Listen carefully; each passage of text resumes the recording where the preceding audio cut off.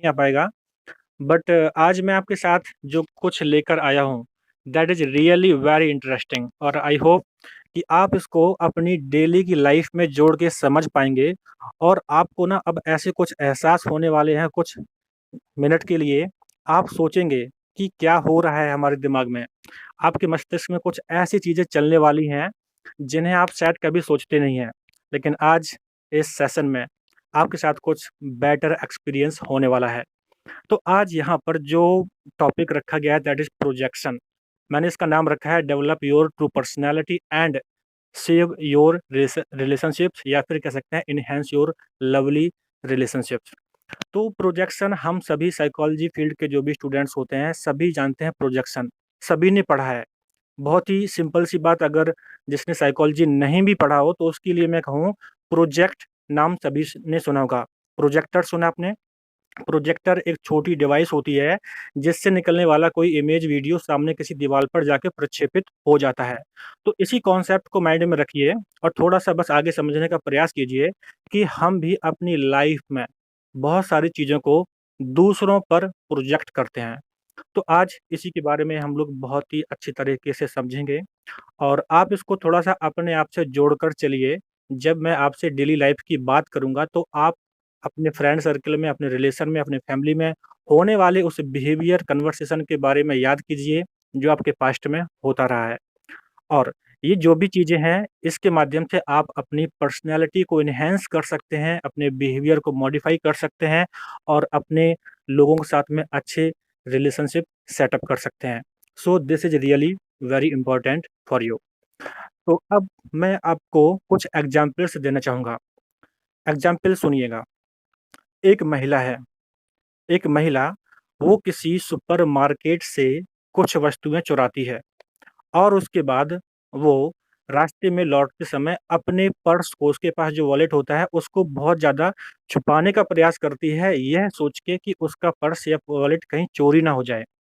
तो आप थोड़ा-सा यहाँ पर समझने का प्रयास कीजिए कि कोई महिला किसी चीज़ को चुराती है, उसके बाद अपने उसका जो खुद का उसका जो वॉलेट है उसको छुपाने का प्रयास करती है, डर होता है कि ये चोरी ना हो जाए। तो ये एक बिहेवियर है। इसके बाद आपने देखा होगा कि कुछ माता-पिता ऐसे होते हैं जो अपने बच्चों को बहुत ज़्यादा फ़ोर्स करते हैं कि तुम्हें आईएएस ही बनना है या तुम्हें आईआईटीएन ही बनना है। आपने ऐसा देखा होगा। क्यों? क्योंकि हो सकता है कि वो अपनी लाइफ़ में उस तरह से अचीव ना कर पाए हों। तो ये भी बिहेवियर आपने देखा होगा। इस तरह से अगर मैं और भी सरल भाषा में लाऊँ, तो आप अपने बारे में सोचिए। कई बार ऐसा होता है कि हमारे पास कोई हमारा मित्र आता है और कहता है, "यार, मैं किसी से परेशान हो गया हूँ, मतलब किसी दूसरे मित्र का नाम लेता है। जैसे मैं उदाहरण के लिए बोलूँ कि मेरे पास एक मेरा फ्रेंड आता है, उसका नाम है मोहित। वो आके मुझसे बोलता है कि यार मैं क्या करूँ? मेरा एक फ्रेंड है, उसका नाम है सोहन लाल, उससे मैं बहुत परेशान हूँ। यार पता नहीं अपने आप को क्या समझता है, मैंने उससे उसकी बाइक माँगी थी, उसने मुझे मना कर दिया। या आप सोचिए, आपकी डेली लाइफ़ में कितनी सारी ऐसी बातें होती हैं, जहाँ पर आपके फ्रेंड सर्किल के लोग आपको बोलते हैं, यार वो ऐसा है, वो ऐसी है ना? ऐसी कई सारी बातें होती हैं।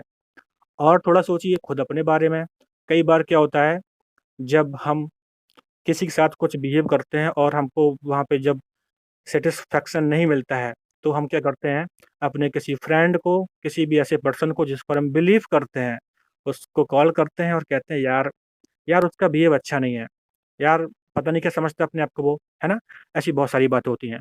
तो अभी मैंने जो एग्ज़ाम्पल्स दिए हैं, आप इसको थोड़ा बहुत समझ पाए होंगे और कुछ न कुछ चीज़ें अब तक आपके मस्तिष्क में आ चुकी होंगी। तो अब आगे और चीज़ों को समझते हैं।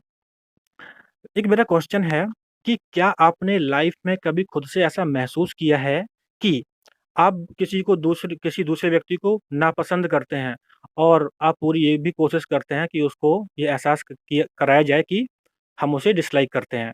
या फिर कभी आपने ऐसा देखा है कि जब एग्ज़ाम में कोई चीटिंग करता है, तो वो दूसरों पर भी आरोपित करता है कि मैं नहीं तुम चीटिंग कर रहे थे, है ना? It's means say that have peoples accused others of cheating on a test when you did the same. तो वही है कि जब खुद वो करते हैं, साथ में दूसरों को भी आरोपित करते हैं कि तुमने ऐसे ही किया होगा। तो अब देखिए, यहाँ पर मैंने जो भी ढेर सारी बातें आपसे बोली हैं कि हमने ऐसा बोला, किसी ने ऐसा बोला, तो आप देखो ह्यूमन का ये बिहेवियर है कि हम लोगों से डिस्कस करते हैं और डिस्कस करते समय अपनी कुछ जो हमारे मन में बातें होती हैं, हम उसको नेगेटिवली दूसरों पर थोपते हैं या फिर दूसरों के बारे में बोल देते हैं। तो यही क्या है प्रोजेक्शन, यानी हमारे अंदर जो फीलिंग्स आ रही हैं, उसको नेगेटिव रूप में क्या करना है दूसरों पर उसके बारे में बोल देना। तो अब एक आगे लाइन बोलना चाहूँगा, projection is unconsciously employed by the ego. ध्यान रखिए यहाँ पर एक जो शब्द आया है ईगो, तो ईगो क्या होता है? रियलिटी बेस्ड होता है। और जब भी लाइफ में हमारा ईगो हर्ट होता है, जब भी हमारे ईगो को डिससैटिस्फैक्शन होता है, उस समय प्रोजेक्शन करना चाहते हैं। जैसे एक फिर से एग्ज़ाम्पल देना चाहूँगा कि अगर मैंने एग्ज़ाम से पहले किसी से बुक माँगी, तो मुझे उम्मीद थी कि मुझे बुक मिल जाएगी। अगर उसने मुझे बुक नहीं दी, तो मेरा एक ईगो हर्ट हो गया, यार मतलब मुझे बुक नहीं दी, समझते हैं क्या वो अपने आप को? तो उस टाइम पे फिर हम क्या करते हैं, किसी दूसरे फ्रेंड से डिस्कस करते हैं, यार पता नहीं क्या समझते हैं, मुझे बुक नहीं दिया, कल एग्ज़ाम था, 1 घंटे के लिए दे सकते थे, है ना?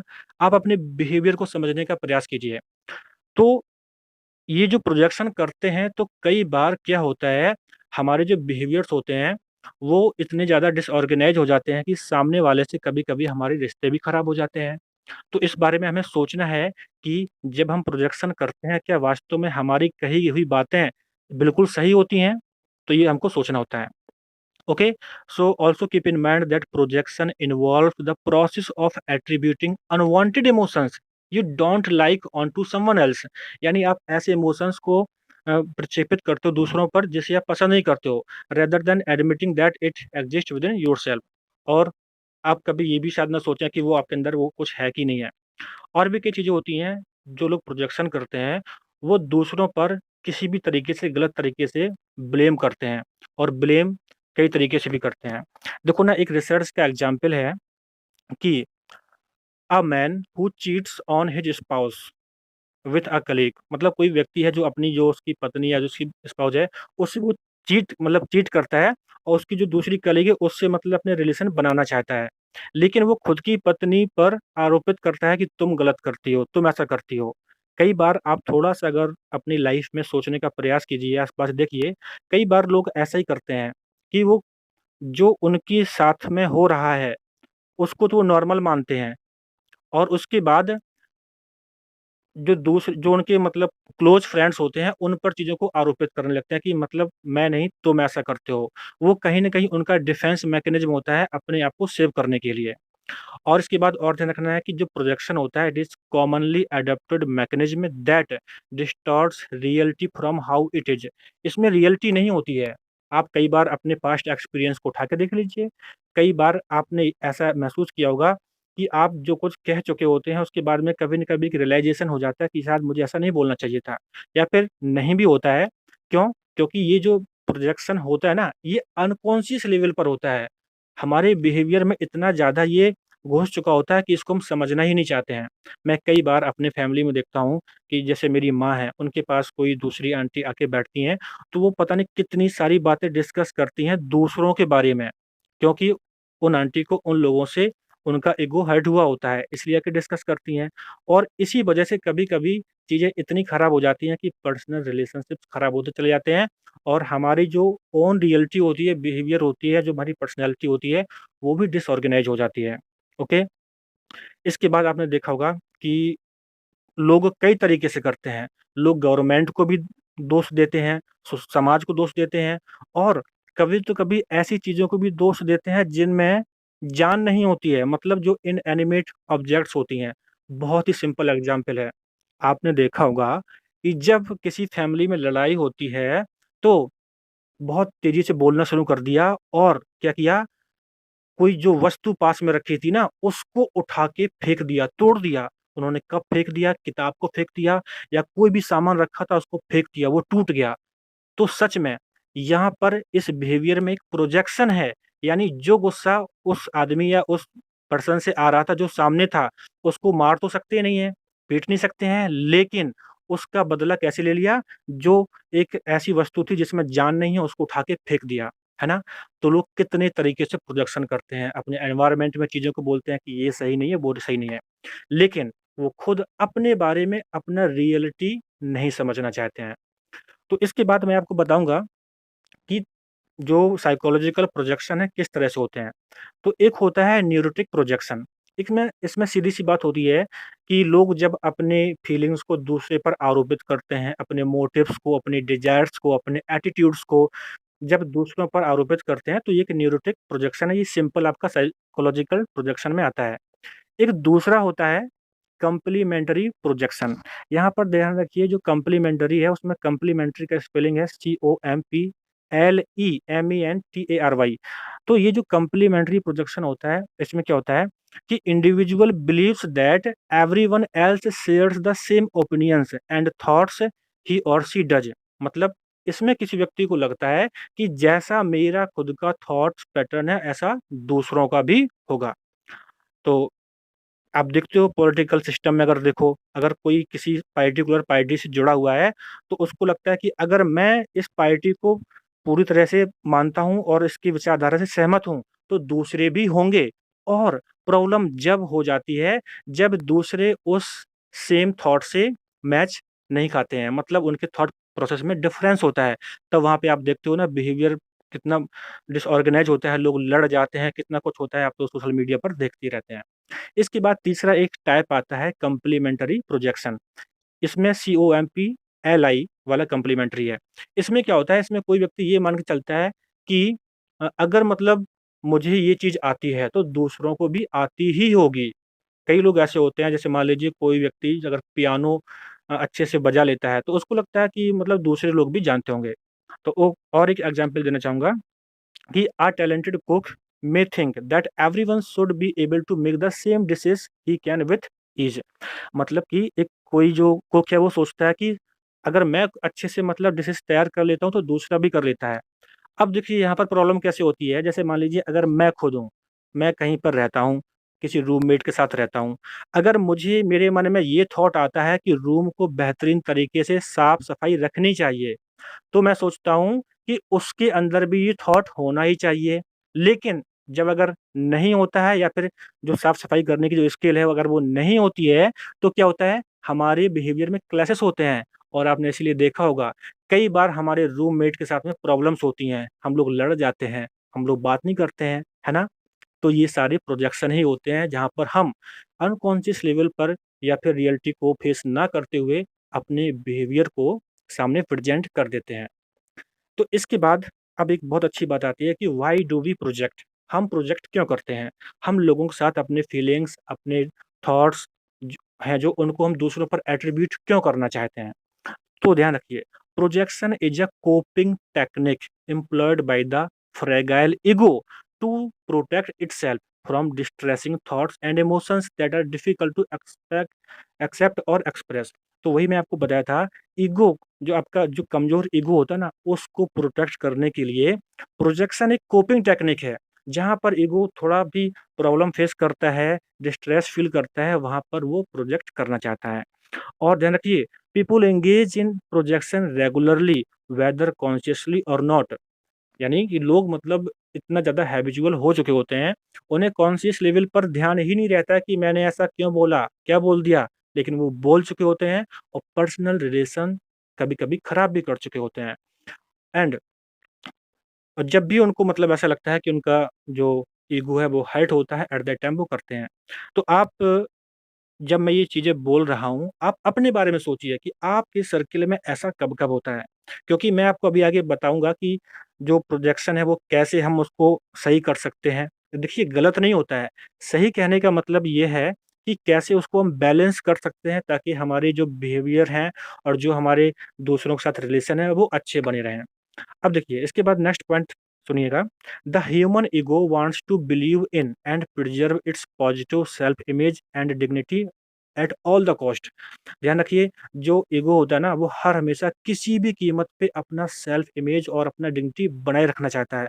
उसको लगता है कि मैं मतलब बिल्कुल बेहतरीन हूँ, और इसे कभी धमकी ना मिले या स्ट्रेस फील कुछ न करे। इसलिए लोग क्या करते हैं, डिफेंस मैकेनिज़्म का यूज़ करके दूसरों पर नेगेटिव इमोशंस को इम्प्लाई करते रहते हैं। और इसके बाद, the people who are most at risk of project are those who have a poor sense of identity और do not have a well developed emotional intelligence. आपने देखा होगा कि कुछ लोग ऐसे होते हैं जो बहुत शांत रहते हैं, वो किसी की बात का आसानी से रिस्पॉन्स नहीं करते हैं या फिर कहो वो किसी के बारे में कुछ कहते नहीं हैं। तो ये ऐसे लोग होते हैं जिनका इमोशनल इंटेलिजेंस हाई होता है, जिनका सेंस ऑफ आइडेंटिटी हाई होता है। तो इसी के अपोजिट क्या है, जिन लोगों का सेंस ऑफ आइडेंटिटी, जिन लोगों का इमोशनल इंटेलिजेंस कम होता है, वो बहुत ज़्यादा प्रोजेक्ट करते हैं। आप कभी देखिएगा अपने क्षेत्र में, अपनी फैमिली में देखिएगा, कुछ लोग दिन भर बुराई करते हैं, जिसे हम बुराई बोलते हैं ना अपनी नॉर्मल भाषा में, मुझे लगता है वो कहीं न कहीं एक प्रोजेक्शन ही होता है। वो क्या करते हैं, बस दूसरों के बारे में बातों को कह के अपने आप को सैटिस्फाई करते हैं और वो ज़्यादा से ज़्यादा क्यों कहते हैं? क्योंकि उनके पास इमोशनल इंटेलिजेंस की ज़्यादा नॉलेज नहीं होती है, उनको नहीं समझ होता है कि हमें किस तरह से, कैसे, किससे क्या बात करनी चाहिए। और इसके बाद ऐसे लोग भी जिनका सेल्फ एस्टीम कम होता है, जिनको इन्फीरियॉरिटी कॉम्प्लेक्स होता है, ऐसे लोग भी ज़्यादा प्रोजेक्ट करते हैं और अपने आप को अच्छा मानने का प्रयास करते हैं। इसके बाद अब देखिए कौन लोग हैं जो प्रोजेक्ट नहीं करते हैं या फिर दूसरों के बारे में नेगेटिव इमोशंस को इम्प्लाई नहीं करते हैं। तो ये ऐसे लोग होते हैं, people who can not accept their weakness and failure are less likely to project. तो जो लोग मतलब अपनी वीकनेस को और अपने जो भी उनके फेल्योर्स हैं, उनको अगर एक्सेप्ट कर लेते हैं, तो वो प्रोजेक्ट भी नहीं करते हैं। जैसे मान लीजिए, इसका मैं उदाहरण फिर से देता हूँ, अगर मैंने किसी दोस्त से एक बुक माँगी थी एग्ज़ाम के पहले और उसने मना कर दिया, अगर उस टाइम मैं ये सोचूँ कि यार उसका भी तो एग्ज़ाम था ना, उसको भी तो कल पेपर देने जाना है, वो मुझे बुक क्यों देगा? है ना? अगर हम इस तरह से सोच लेंगे, तो फिर हम दूसरों से ये नहीं कहना चाहेंगे कि उसने मुझे बुक नहीं दिया। अब आप बात को क्लियरली समझ गए होंगे, है ना? तो ऐसा ही होता है। तो ऐसे लोग जो मतलब अपने आप के फेल्योर्स को या वीकनेस को समझ लेते हैं या जान जाते हैं कि उनकी रियलिटी क्या है, अपनी लाइफ़ में अपने एक्सपीरियंस रेंज को समझ जाते हैं, अपने इमोशंस को समझ जाते हैं और सेल्फ जजमेंटल नहीं होते हैं, तो ऐसे लोग कम प्रोजेक्ट करते हैं या फिर नहीं करते हैं, क्योंकि उनको नीड ही नहीं होती है, क्योंकि वो रियलिटी से वाकिफ़ हो चुके होते हैं। इसके बाद देखिए प्रोजेक्शन से और क्या-क्या चीज़ें होती हैं। जो प्रोजेक्शन होता है, ये क्या करता है, लोगों में बहुत ज़्यादा डिसएसोसिएशन भी करा देता है, मतलब संबंध विच्छेद हो जाते हैं लोगों में, क्योंकि अब अगर रियलिटी में नहीं रहेंगे और हर हमेशा लोगों के साथ प्रोजेक्शन वाली चीज़ यूज़ करते रहेंगे, तो सीधी-सी बात है कि हमारे लोगों से जो रिश्ते हैं वो कहीं न कहीं उनमें बोलते हैं ना कि मतलब कड़वाहट आ जाती है, क्योंकि हम समझना ही नहीं चाहते रियलिटी क्या है। ओके, और इसके बाद ध्यान रखिए, अगर साइकोलॉजिकल टर्म से थोड़ा सोचना चाहें, जो मोरल एंग्जायटी होती है, जो पैरानोइया के लोग होते हैं, तो वहाँ पर भी प्रोजेक्शन की वजह से ही चीज़ें ज़्यादा खराब होने लगती हैं, क्योंकि उनको ऐसा बिलीफ होने लगता है कि उनको कोई लाइक नहीं करता है, तो इस तरह के थॉट पैटर्न को लेके वो जीने लगते हैं और उनको लगता है कि अब तो मेरे साथ बहुत प्रॉब्लम्स हैं। इसके बाद projection justifies unacceptable behaviour, it has a largely negative effect on relationship and contributes to interpersonal conflict and challenges. तो मैं आपको अभी बताया था ना कि इसकी प्रोजेक्शन की वजह से जो अनएक्सेप्टेबल बिहेवियर होते हैं वो जस्टिफाइज होने की कोशिश की जाती है और इसकी वजह से लोगों में लगातार जो उनकी रिलेशनशिप होती हैं, जो इंटरपर्सनल रिलेशनशिप होती है, वहाँ पर कॉन्फ्लिक्ट और चैलेंज होना शुरू हो जाते हैं। तो सीधी-सी बात है, अगर आप किसी भी अपने फ्रेंड जो क्लोज़ फ्रेंड हो, जो हमारे क्लोज़ पीपल हो, उनमें अगर कभी कोई प्रॉब्लम क्रिएट हुई है, तो अगर आप सोचेंगे तो आपको आज एहसास होगा कि सच में मैंने कुछ न कुछ ऐसा किया था जिसकी वजह से या तो उसने मुझे छोड़ दिया है या फिर मैंने उसको छोड़ दिया। आप ऐसी बातों को और समझ सकते हैं। इसके बाद और भी चीज़ें हैं, जैसे जो बॉर्डरलाइन पर्सनैलिटी डिसऑर्डर होता है, तो वहाँ पर भी लोगों में एक ऐसा थॉट आने लगता है कि मेरे घरवाले मुझे मारना चाहते हैं या वो रखना नहीं चाहते हैं, तो इसमें भी एक कॉज़ होता है प्रोजेक्शन का, क्योंकि इसकी वजह से ये इंटेंस सिचुएशन हो जाती है। और इसके बाद जैसे एग्ज़ाम्पल दूँ, समवन स्ट्रगलिंग विथ बीपीडी जो बॉर्डरलाइन पर्सनैलिटी डिसऑर्डर है, अगर कोई उसका स्ट्रगल कर रहा है, तो क्या करता है, उसको फ़ियर होता है कि मतलब जो उसके फ्रेंड्स हैं, जो फैमिली है, उसको कहीं छोड़ ना दे। इसके बाद projection has been widely proven to be present in narcissistic personality disorder. आपको आपने नार्सिसिस्टिक पर्सनैलिटी डिसऑर्डर नाम सुना होगा, तो इन लोगों में ये बहुत ज़्यादा होता है। जैसे कि वो लोग क्या सोचते हैं, you never listen to me and respect me, है ना? क्योंकि उनको लगता है कि वो तो सही हैं और दूसरों से बोलते हैं कि ना तो तुम मेरी बात सुनते हो, ना मेरी रिस्पेक्ट करते हो, लेकिन खुद कभी ये नहीं सोचते हैं कि क्या मैं उनसे इस तरह से कोई बिहेव करता हूँ कि वो मेरी रिस्पेक्ट करें? तो ऐसी चीज़ों के बारे में आप थोड़ा-सा सोच सकते हैं। कुछ लोग ऐसे होते हैं ना कि अपने आप को कहीं भी साबित करना चाहते हैं कि मैं ही सही हूँ, मैं जो कहता हूँ सही हूँ, आप मेरी बात नहीं मानते हो, तो ऐसी बहुत चीज़ें हैं। इसके बाद और ये जो नार्सिसिस्टिक पर्सनैलिटी के लोग होते हैं, they also can blame on his partner saying that he performed badly at work presentation because she made him go to the movies with her the previous night. इसका मैं ऐसे बोलना चाहूँगा कि कुछ ऐसे लोग भी होते हैं ना, वो जो अपने दोस्त को ये कह के क्लेम करते हैं कि मेरा पेपर इसलिए अच्छा नहीं हो पाया था क्योंकि तुम मुझे पिछली रात मूवी देखने के लिए ले गए थे। है ना? और अगर इतना ही था तो उसे अपने हिसाब से भी सोचना था।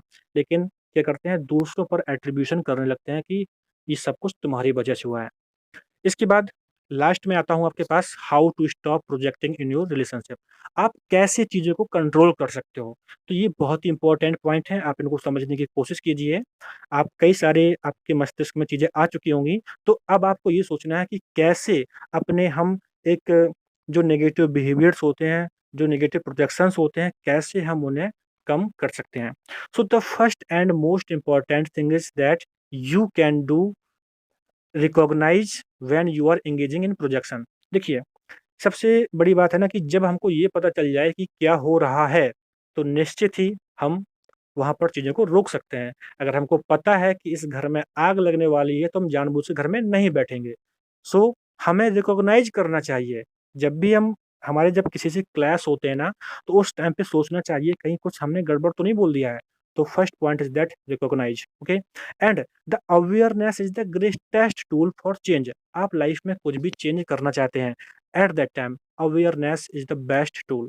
क्योंकि अगर आप अवेयर हैं कि क्या हो रहा है, तो सीधी-सी बात है कि आप वहाँ पर अपनी चीज़ों को कम कर सकते हो। और जब आप अवेयर होते हैं, जब आप नोटिस करना शुरू कर देते हैं कि आप किसी को क्रिटिसाइज़ कर रहे हैं, किसी को ब्लेम कर रहे हो, एट दैट टाइम आपका डिफेंस मैकेनिज़्म अपने आप ही कम होने लगता है। क्योंकि सबसे अच्छी बात यहाँ पर ये है ना क्योंकि आप अवेयर हो चुके हैं। जब अवेयर हो जाएँगे तो ऑटोमैटिकली आपका डिफेंस मैकेनिज़्म उस तरह से कम हो जाएगा।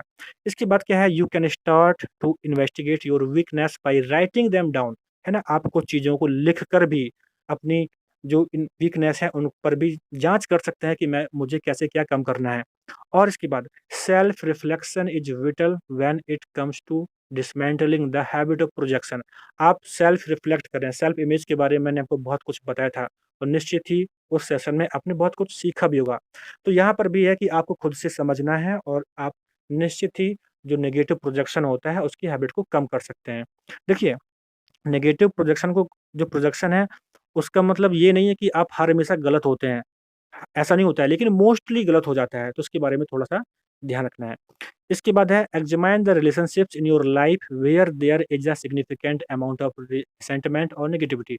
आपको अपनी लाइफ में, अपने रिलेशनशिप में ये ध्यान रखना है कि कब ऐसा क्या होता है जहाँ पर प्रॉब्लम्स क्रिएट होती हैं और आपको उसके बारे में थोड़ा-सा सोचना भी होगा। इसके बाद लास्ट में मैं आपसे बोलूँगा कि अपने ईगो को प्रोटेक्ट करना नेचुरल है ना? सीधी-सी बात है, बुरा तो लगता ही है अगर हमारी बात को ना माना जाए, कोई फॉलो ना करे।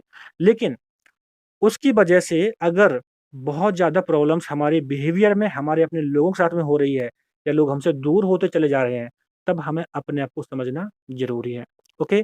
सो listen again that it's natural for your ego to protect you from painful feelings and intense impulse and it is the way defense mechanism are designed। देखो सीधी सी बात है, इतने जितने भी सारे डिफेंस मैकेनिज्म होते हैं कहीं न कहीं हमारे ईगो को प्रोटेक्ट करने के लिए होते हैं।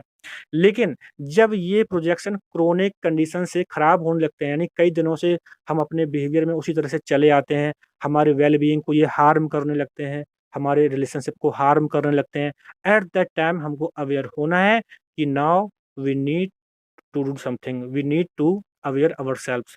ओके? आपको पता होगा कि जो कार्ल युंग थे उन्होंने इनर शैडो के बारे में बात की थी।